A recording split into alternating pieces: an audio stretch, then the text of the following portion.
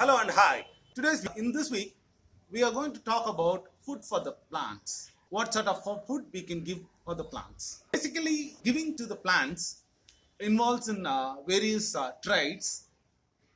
Some people put chemical fertilizer, wherein like the output is very much poisoned because of that. Organic farming method suggests you not to introduce any chemical inputs to your grow pots. What is a sustainable soil in sense? We give as an input to the soil, and that input is not directly consumed by the plants. Whatever input we feed into the soil is eaten up by the microbial organisms, microorganisms which live in the soil, and they excrete, and that part is being consumed by the plant, which will be a finite input to the plant. When we discuss about the food for the plant, it forms as a triangle, and the topmost divided into three segments. The triangle is divided into three segments. The topmost segment, which is called as a primary nutrient, constitutes of nitrogen, potassium, and phosphorus. And the second part of the triangle, the second segment of the triangle is the secondary variant of magnesium, sulfur, and calcium.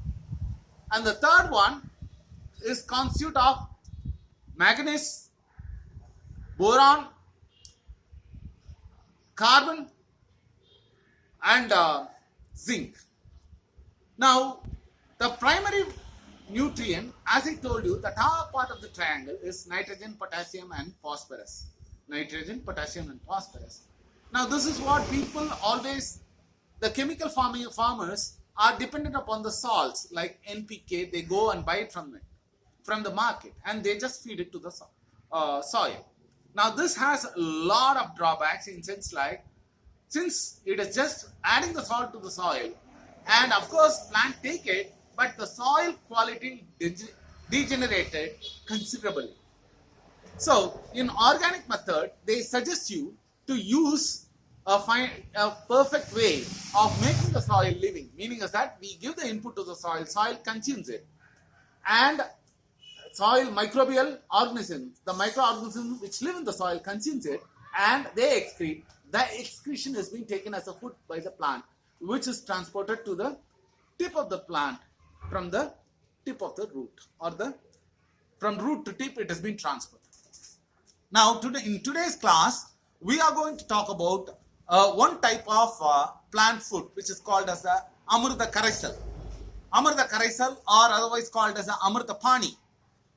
Now, this is a finite plant food which you can feed it to the plant. It has three components. One is the source of microbes or source of microorganisms. That is one. Two, food for the microbes. And three, fastener of fermentation. All the three parts or the three actors makes this particular Amrita Karaisal. Now, I will tell you how to do it. Now, this we all know that cow dung and cow urine is the source of microbes, where thousands and thousands of microbes live in. So we take cow dung and cow urine. Now remember that when I say cow dung, when I mean it is a native cow. So think of that native breed of cow is what I'm meaning. Jersey or any of the other imported cows are not suitable for making this Amrita Karaisal, or for that matter, it is not suitable for organic farming. So we have to make sure that we are taking the substance from the native breed. We need cow dung and cow urine. We say, now this is the source of microbes. That's the first part. The second part is food for the microbes. Here, you can use cowpea, chickpea, or any of the grams. What we have to do is buy 1 kilo of that, dry it up, and give it to the machine, crush it, and make it as a fine powder, and then we can add it. Now, 1 kilo of chickpea or cowpea costs nearly about 90 rupees in our place, which is slightly costlier. So I just want to reduce that instead of cowpea or chickpea or any gram, I'm using the peanut cake. Peanut cake, the cake which is being grinded out of, in the process of extraction of oil, peanut has been subjected to the extraction of oil. When the oil is extracted, the residual part, what we call it as a peanut cake. In Tamil, we call it as kadla punnaku. Kadla punnaku. So this is peanut cake. I am using this peanut cake, which is nearly about 50 rupees per kg. So substantially, I am reducing the cost.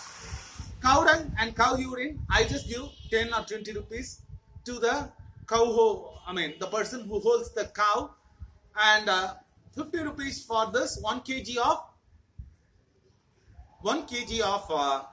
peanut cake, 1 kg of peanut cake. And the next third part is the fastener of the fermentation. We need to ferment this solution mixture. What is the fastener we are using? We are using jaggery. Jaggery is costing around 70 rupees per kg. So all the three parts, that is the source of microbes, second is the food for the microbes, and the third is the fastener in this reaction, that is the jaggery. So I'm three categories. In the first category we have cow dung and we have cow urine. In the second category, that's a food for microbes, I'm using peanut cake, and the third one, the fastener, I'm using jaggery. Let me explain you how this Amrita Karaisal is being made. Amrita Karaisal, we have to add 2 kgs of native cow dung with 3 liters or more of cow urine. Now that has to be mixed up well.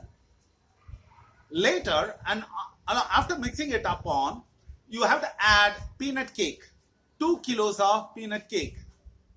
Now after adding this peanut cake, you should add 2 kilos of jaggery in this process. So after adding all this thing, you have to keep on stirring it 50 times clockwise and 50 times anti-clockwise.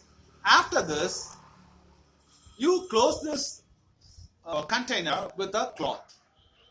Then after 6 hours or so, repeat the process of stirring and close it with a cloth.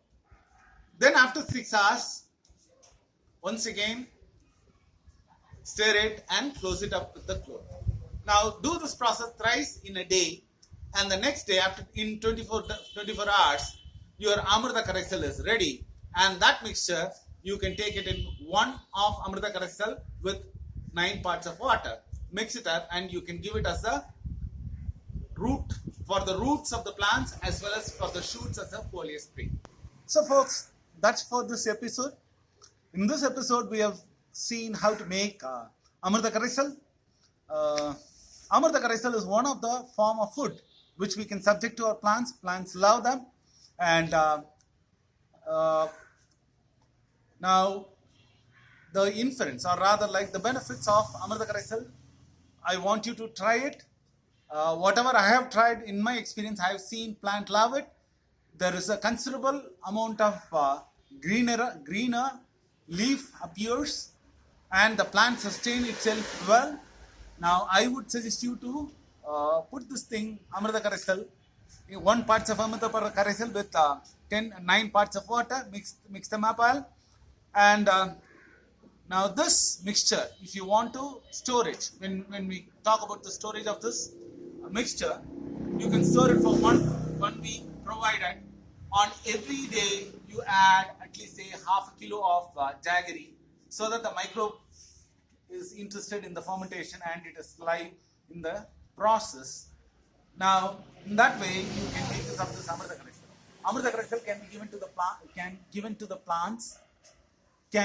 plants once in 15 days, and plants really love them, and you can see considerable amount of, when on the yielding cycle, you will see wonderful results.